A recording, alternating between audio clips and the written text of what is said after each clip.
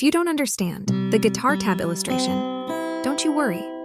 Just continue the video. I'll make it slow, easy, and simple for you to learn. So let's start.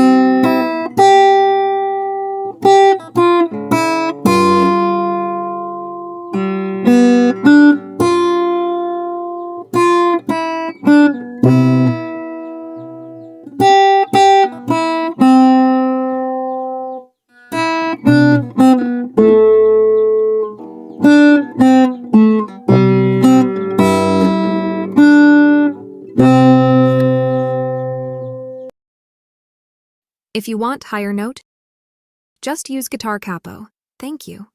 Have a blessed day.